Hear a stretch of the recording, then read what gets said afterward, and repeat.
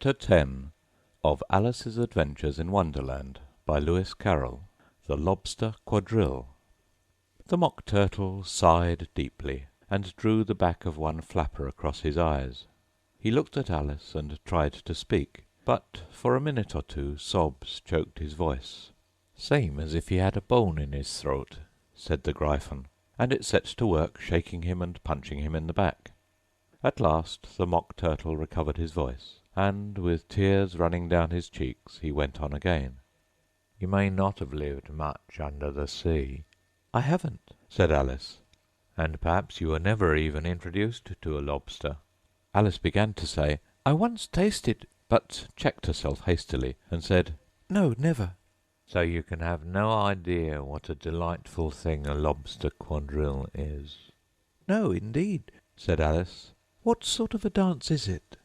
"Why," said the Gryphon, "you first form into line along the seashore." "Two lines!" cried the Mock Turtle. "Seals, turtles, salmon, and so on. Then, when you've cleared all the jellyfish out of the way—" "That generally takes some time," interrupted the Gryphon. "You advance twice, each with a lobster as a partner," cried the Gryphon. "Of course," the Mock Turtle said. "Advance twice, set to partners. Change lobsters, and retire in same order," continued the Gryphon. "Then, you know," the Mock Turtle went on, "you throw the—" "The lobsters!" shouted the Gryphon, with a bound into the air. "As far out to sea as you can." "Swim after them!" screamed the Gryphon. "Turn a somersault in the sea!" cried the Mock Turtle, capering wildly about. "Change lobsters again!" yelled the Gryphon at the top of its voice. "Back to land again, and—" "That's all the first figure," said the Mock Turtle, suddenly dropping his voice; and the two creatures, who had been jumping about like mad things all this time, sat down again very sadly and quietly, and looked at Alice. "It must be a very pretty dance," said Alice timidly. "Would you like to see a little of it?" said the Mock Turtle. "Very much indeed," said Alice. "Come, let's try the first figure," said the Mock Turtle to the Gryphon. "We can do without lobsters, you know. Which shall sing?" "Oh, you sing. I've forgotten the words," said the Gryphon. So they began solemnly dancing round and round Alice, every now and then treading on her toes when they passed too close, and waving their forepaws to mark the time, while the Mock Turtle sang this very slowly and sadly. "Will you walk a little faster?" said a whiting to a snail. "There's a porpoise close behind us, and he's treading on my tail. See how eagerly the lobsters and the turtles all advance. They are waiting on the shingle. Will you come and join the dance? Will you, won't you, will you, won't you, will you join the dance? Will you, won't you, will you, won't you join the dance? You can really have no notion how delightful it will be when they take us up and throw us with the lobsters out to sea." But the Snail replied, too far, and gave a look askance. Said he thanked the Whiting kindly, but he would not join the dance. Would not, could not, would not, could not, would not join the dance. Would not, could not, would not, could not join the dance. "What matters it how far we go?" his scaly friend replied. "There is another shore, you know, upon the other side. The further off from England, the nearer is to France. Then turn not pale, beloved Snail, but come and join the dance. Will you, won't you, will you, won't you, will you join the dance? Will you, won't you, will you, won't you join the dance?" "Thank you. It's a very interesting dance to watch," said Alice, feeling very glad that it was over at last. "And I do so like that curious song about the whiting." "Oh, as to the whiting," said the Mock Turtle, "you've seen them, of course?" "Yes," said Alice. "I've often seen them at Din—" She checked herself hastily.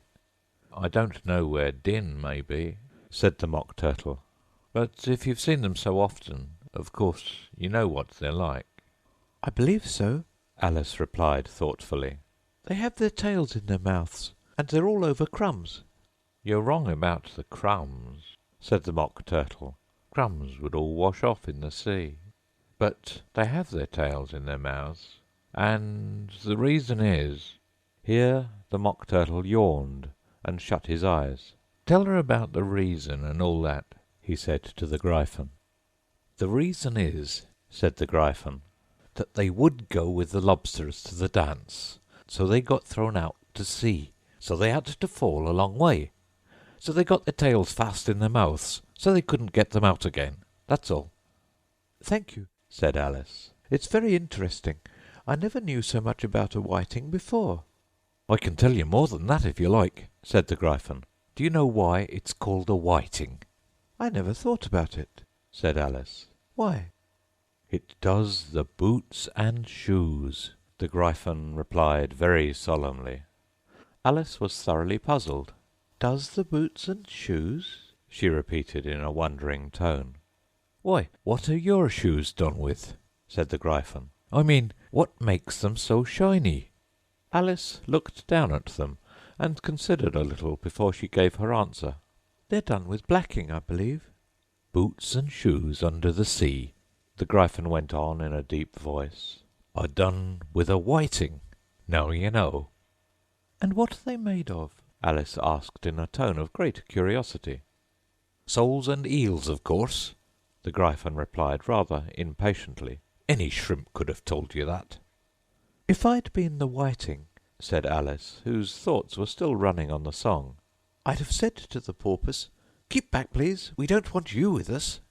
They were obliged to have him with them, the Mock Turtle said. No wise fish would go anywhere without a porpoise. Wouldn't it really? Said Alice in a tone of great surprise. Of course not, said the Mock Turtle. Why, if a fish came to me and told me he was going a journey, I should say, with what porpoise? Don't you mean purpose? Said Alice. I mean what I say, the Mock Turtle replied in an offended tone, and the Gryphon added, Come, let's hear some of your adventures. I could tell you my adventures, beginning from this morning, said Alice a little timidly, but it's no use going back to yesterday, because I was a different person then. Explain all that, said the Mock Turtle. No, no, the adventures first, said the Gryphon in an impatient tone. Explanations take such a dreadful time. So Alice began telling them her adventures, from the time when she first saw the white rabbit. She was a little nervous about it just at first. The two creatures got so close to her, one on each side, and opened their eyes and mouths so very wide. But she gained courage as she went on. Her listeners were perfectly quiet till she got to the part about her repeating, You are old, Father William, to the caterpillar, and the words all coming different. And then the Mock Turtle drew a long breath and said, That's very curious. It's all about as curious as it can be, said the Gryphon. It all came different, the Mock Turtle repeated thoughtfully. I should like to hear her try and repeat something now. Tell her to begin. He looked at the Gryphon, as if he thought it had some kind of authority over Alice. Stand up and repeat, "'Tis the voice of the sluggard," said the Gryphon. How the creatures order one about, and make one repeat lessons, thought Alice. I might as well be at school at once. However, she got up and began to repeat it, but her head was so full of the lobster quadrille that she hardly knew what she was saying, and the words came very queer indeed. "'Tis the voice of the lobster. I heard him declare, You have baked me too brown, I must sugar my hair. As a duck with its eyelids, so he with his nose trims his belt and his buttons, and turns out his toes. When the sands are all dry, he is gay as a lark, and will talk in contemptuous tones of the shark. But when the tide rises and sharks are around, his voice has a timid and tremulous sound." "That's different from what I used to say when I was a child," said the Gryphon. "Well, I never heard it before," said the Mock Turtle, "but it sounds uncommon nonsense." Alice said nothing. She had sat down with her face in her hands, wondering if anything would ever happen in a natural way again. "I should like to have it explained," said the Mock Turtle. "She can't explain it," said the Gryphon hastily. "Go on with the next verse." "But about his toes," the Mock Turtle persisted. "How could he turn them out with his nose, you know?" "It's the first position in dancing," Alice said, but was dreadfully puzzled by the whole thing, and longed to change the subject. "Go on with the next verse," the Gryphon repeated impatiently. "It begins, 'I passed by his garden.'" Alice did not dare to disobey, though she felt sure it would all come wrong, and she went on in a trembling voice. "I passed by his garden, and marked with one eye how the owl and the panther were sharing a pie. The panther took pie crust and gravy and meat, while the owl had the dish as its share of the treat. When the pie was all finished, the owl as a boon was kindly permitted to pocket the spoon, while the panther received knife and fork with a growl, and concluded the banquet—" "What is the use of repeating all that stuff," the Mock Turtle interrupted, "if you don't explain it as you go on? It's by far the most confusing thing I ever heard." "Yes, I think you'd better leave off," said the Gryphon, and Alice was only too glad to do so. "Shall we try another figure of the lobster quadrille?" the Gryphon went on. "Or would you like the Mock Turtle to sing you a song?" "Oh, a song, please, if the Mock Turtle would be so kind," Alice replied, so eagerly that the Gryphon said, in a rather offended tone, "No accounting for tastes. Sing her turtle soup, will you, old fellow?" The Mock Turtle sighed deeply, and began in a voice sometimes choked with sobs to sing this: "Beautiful soup, so rich and green, waiting in a hot tureen. Who for such dainties would not stoop? Soup of the evening, beautiful soup. Soup of the evening, beautiful soup. Beautiful soup. Beautiful soup. Soup of the evening, beautiful, beautiful soup. Beautiful soup, who cares for fish, game, or any other dish? Who would not give all else for two? Pennyworth only of beautiful soup. Pennyworth only of beautiful soup. Beautiful soup. Beautiful soup. Soup of the evening, beautiful, beautiful soup." "Chorus again!" cried the Gryphon, and the Mock Turtle had just begun to repeat it when a cry of "The trial's beginning!" was heard in the distance. "Come on!" cried the Gryphon, and, taking Alice by the hand, it hurried off, without waiting for the end of the song. "What trial is it?" Alice panted as she ran, but the Gryphon only answered, "Come on!" and ran the faster, while more and more faintly came, carried on the breeze that followed them, the melancholy words, "Soup of the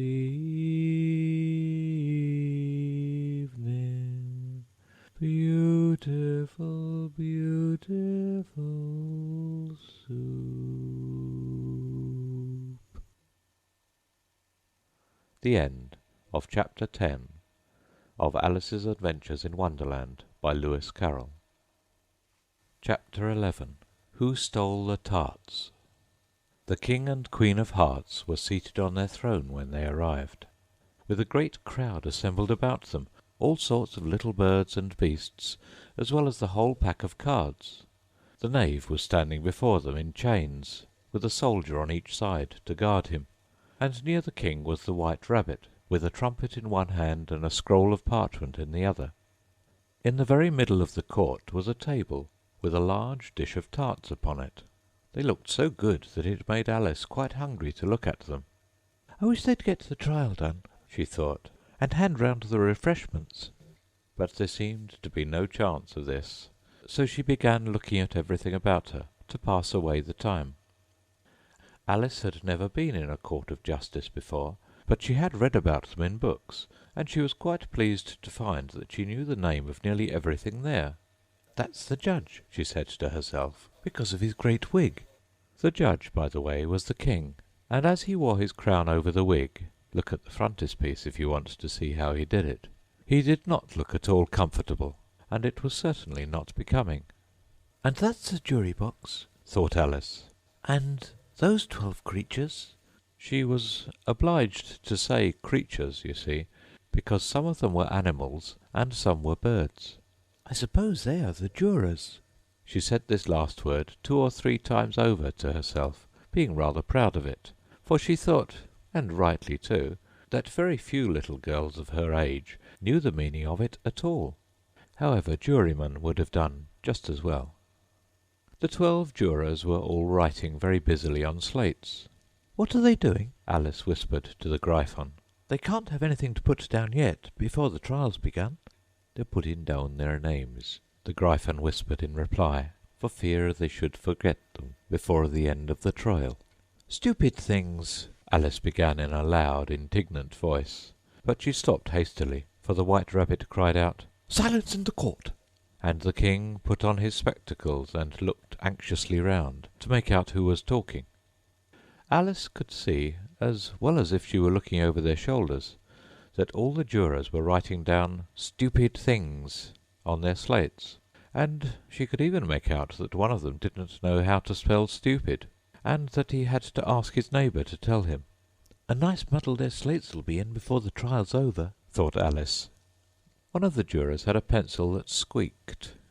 This, of course, Alice could not stand, and she went round the court and got behind him, and very soon found an opportunity of taking it away.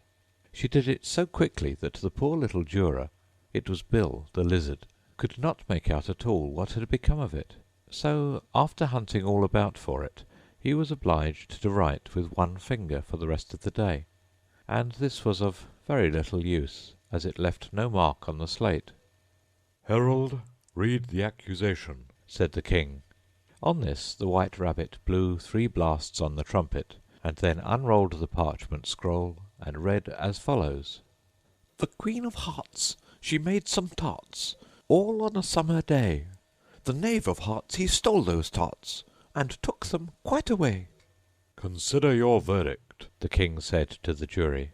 "Not yet, not yet," the rabbit hastily interrupted.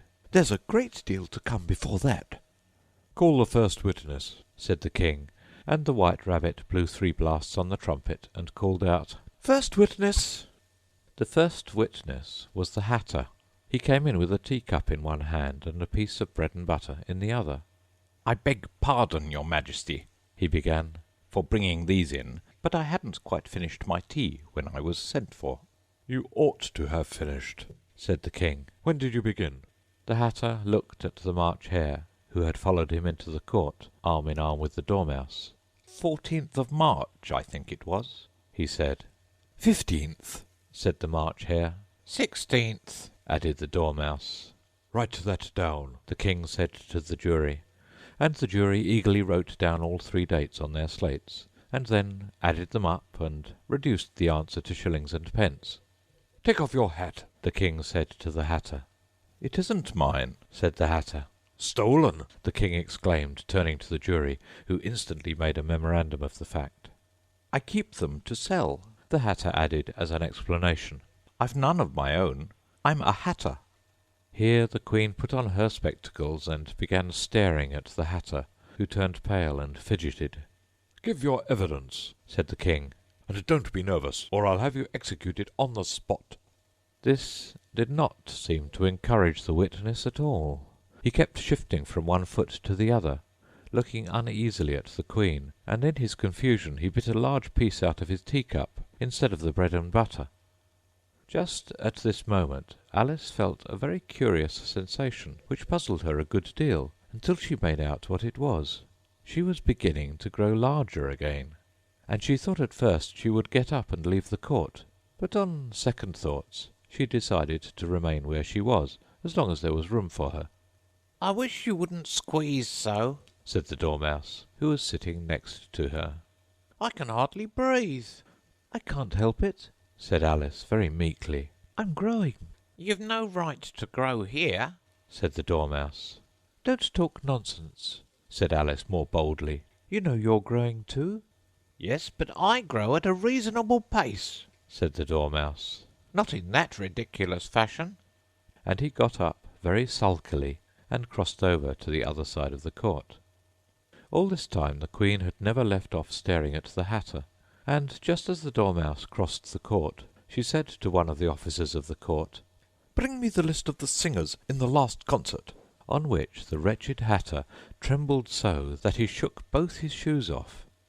"Give your evidence," the King repeated angrily, "or I'll have you executed whether you're nervous or not." "I'm a poor man, your Majesty," the Hatter began in a trembling voice, "and I hadn't begun my tea not above a week or so, and what with the bread and butter getting so thin, and the twinkling of the tea—" "The twinkling of the what?" said the King. "It began with the tea," the Hatter replied. "Of course twinkling begins with a T," said the King sharply. "Do you take me for a dunce? Go on." "I'm a poor man," the Hatter went on, "and most things twinkled after that. Only the March Hare said—" "I didn't," the March Hare interrupted in a great hurry. "You did," said the Hatter. "I deny it." said the March Hare. "He denies it," said the King. "Leave out that part." "Well, at any rate, the Dormouse said," the Hatter went on, looking anxiously round to see if he would deny it too. But the Dormouse denied nothing, being fast asleep. "After that," continued the Hatter, "I cut some more bread and butter." "But what did the Dormouse say?" one of the jury asked. "That I can't remember," said the Hatter. "You must remember," remarked the King, "or I'll have you executed." The miserable Hatter dropped his teacup and bread and butter, and went down on one knee. "I'm a poor man, your Majesty," he began. "You're a very poor speaker," said the King. Here one of the guinea pigs cheered, and was immediately suppressed by the officers of the court. As that is rather a hard word, I will just explain to you how it was done. They had a large canvas bag, which tied up at the mouth with strings. Into this they slipped the guinea pig head first, and then sat upon it. I'm glad I've seen that done, thought Alice. I've so often read in the newspapers at the end of trials there was some attempt at applause, which was immediately suppressed by the officers of the court, and I never understood what it meant till now. "If that's all you know about it, you may stand down," continued the King. "I can't go no lower," said the Hatter. "I'm on the floor as it is." "Then you may sit down," the King replied. Here the other guinea pig cheered, and was suppressed. Come, that finished the guinea pigs, thought Alice. Now we shall get on better. "I'd rather finish my tea," said the Hatter with an anxious look at the Queen, who was reading the list of singers. "You may go," said the King, and the Hatter hurriedly left the court without even waiting to put his shoes on. "And just to take his head off outside," the Queen added to one of the officers. But the Hatter was out of sight before the officer could get to the door. "Call the next witness," said the King. The next witness was the Duchess's cook. She carried the pepper box in her hand, and Alice guessed who it was even before she got into the court by the way the people near the door began sneezing all at once. "Give your evidence," said the King. "Shan't," said the cook. The King looked anxiously at the White Rabbit, who said in a low voice, Your Majesty must cross-examine this witness. "Well, if I must, I must," the King said with a melancholy air, and after folding his arms and frowning at the cook till his eyes were nearly out of sight, he said in a deep voice, "What are tarts made of?" "Pepper, mostly," said the cook. "Treacle," said a sleepy voice behind her. "Collar that dormouse!" The Queen shrieked out. "Behead that dormouse! Turn that dormouse out of court! Suppress him! Pinch him! Off with his whiskers!" For some minutes the whole court was in confusion, getting the dormouse turned out, and by the time they had settled down again, the cook had disappeared. "Never mind," said the King with an air of great relief. "Call the next witness." And he added in an undertone to the Queen, "Really, my dear, you must cross-examine the next witness. It quite makes my forehead ache." Alice watched the White Rabbit as he fumbled over the list, feeling very curious to see what the next witness would be like. For they haven't got much evidence yet, she said to herself. Imagine her surprise when the White Rabbit read out at the top of his shrill little voice the name Alice! The end of Chapter 11 of Alice's Adventures in Wonderland by Lewis Carroll. Chapter 12. Alice's Evidence. "Here!" cried Alice, quite forgetting in the flurry of the moment how large she had grown in the last few minutes, and she jumped up in such a hurry that she tipped over the jury box with the edge of her skirt, upsetting all the jurymen onto the heads of the crowd below, and there they lay sprawling about, reminding her very much of a globe of goldfish she had accidentally upset the week before. "Oh, I beg your pardon!" she exclaimed in a tone of great dismay, and began picking them up again as quickly as she could, for the accident of the goldfish kept running in her head, and she had a vague sort of idea that they must be collected at once and put back into the jury box, or they would die. "The trial cannot proceed," said the King in a very grave voice, "until all the jurymen are back in their proper places. All," he repeated with great emphasis, looking hard at Alice as he said so. Alice looked at the jury box and saw that in her haste she had put the lizard in, head downwards, and the poor little thing was waving its tail about in a melancholy way, being quite unable to move. She soon got it out again and put it right. "Not that it signifies much," she said to herself.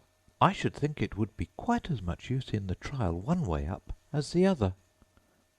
As soon as the jury had a little recovered from the shock of being upset, and their slates and pencils had been found and handed back to them, they set to work very diligently to write out a history of the accident, all except the lizard, who seemed too much overcome to do anything but sit with its mouth open, gazing up into the roof of the court. "What do you know about this business?" the King said to Alice. "Nothing," said Alice. "Nothing whatever?" persisted the King. "Nothing whatever," said Alice. "That's very important," the King said, turning to the jury. They were just beginning to write this down on their slates when the White Rabbit interrupted. "Unimportant, your Majesty means, of course," he said in a very respectful tone, but frowning and making faces at him as he spoke. "Unimportant, of course, I meant," the King hastily said, and went on to himself in an undertone, "Important, unimportant, unimportant, important," as if he were trying which word sounded best. Some of the jury wrote it down important, and some unimportant. Alice could see this as she was near enough to look over their slates. But it doesn't matter a bit, she thought to herself. At this moment the King, who had been for some time busily writing in his notebook, called out, "Silence!" and read out from his book, "Rule 42. All persons more than a mile high to leave the court." Everybody looked at Alice. "I'm not a mile high," said Alice. "You are," said the King. "Nearly 2 miles high," added the Queen. "Well, I shan't go, at any rate," said Alice. "Besides, that's not a regular rule. You invented it just now." "It's the oldest rule in the book," said the King. "Then it ought to be number 1. said Alice. The King turned pale and shut his notebook hastily. "Consider your verdict," he said to the jury in a low, trembling voice. "There's more evidence to come yet, please, your Majesty," said the White Rabbit, jumping up in a great hurry.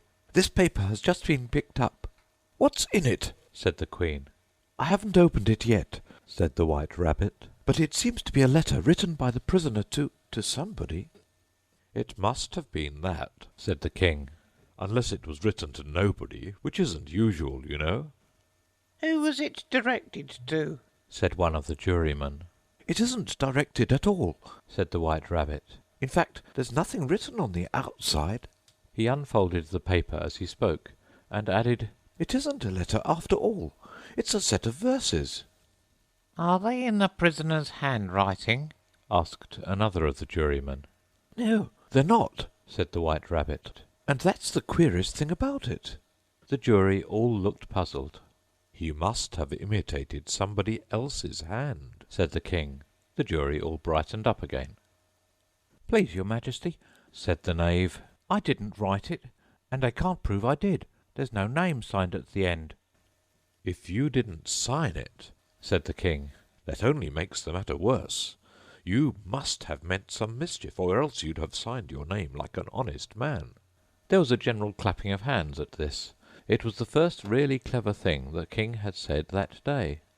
"That proves his guilt," said the queen. "It proves nothing of the sort," said Alice. "Why, you don't even know what they're about." "Read them," said the king. The White Rabbit put on his spectacles. "Where shall I begin, please, your Majesty?" he asked. "Begin at the beginning," the king said gravely, "and go on till you come to the end. Then stop." These were the verses the White Rabbit read. "They told me you had been to her, and mentioned me to him. She gave me a good character, but said I could not swim. He sent them word I had not gone. We know it to be true. If she should push the matter on, what would become of you? I gave her one, they gave him two, you gave us three or more. They all returned from him to you, though they were mine before. If I or she should chance to be involved in this affair, he trusts to you to set them free, exactly as we were. My notion was that you had been, before she had this fit, an obstacle that came between him and ourselves and it. Don't let him know she liked them best, for this must ever be a secret kept from all the rest, between yourself and me."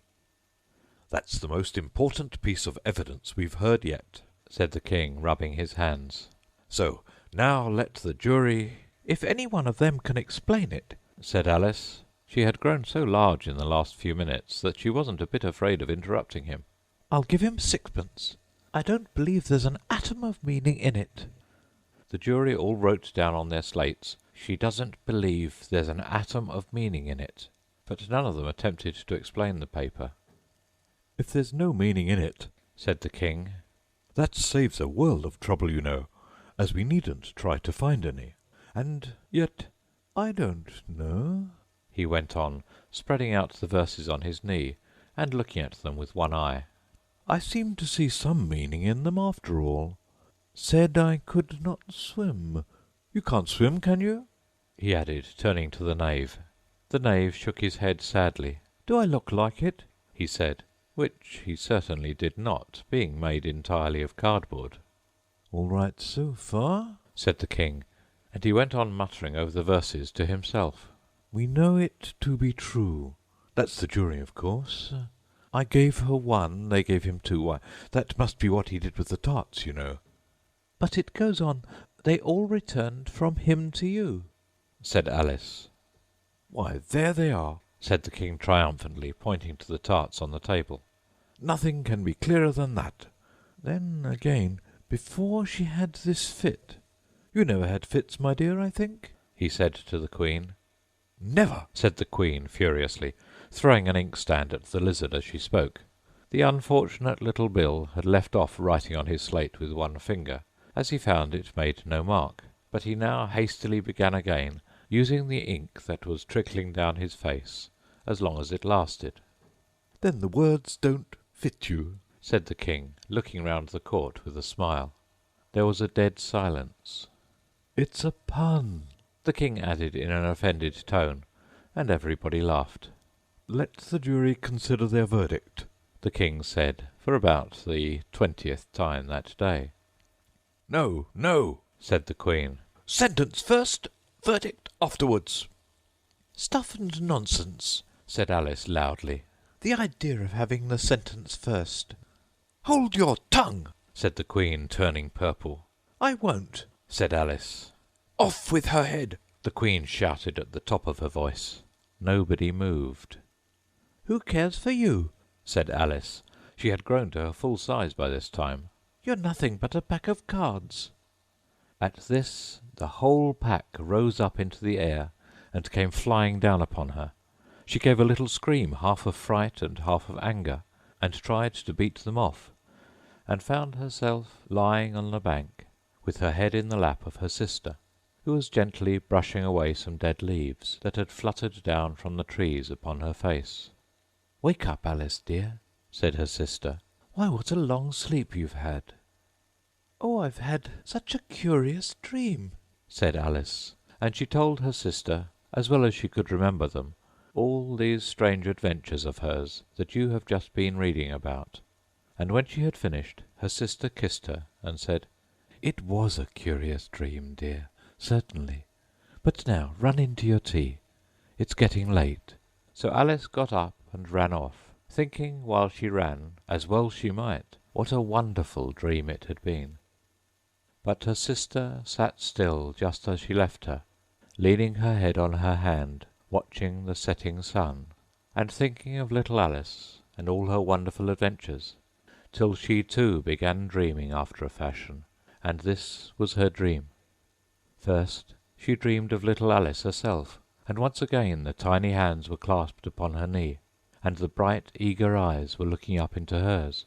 She could hear the very tones of her voice, and see that queer little toss of her head to keep back the wandering hair that would always get into her eyes. And still, as she listened, or seemed to listen, the whole place around her became alive with the strange creatures of her little sister's dream. The long grass rustled at her feet as the white rabbit hurried by. The frightened mouse splashed his way through the neighbouring pool.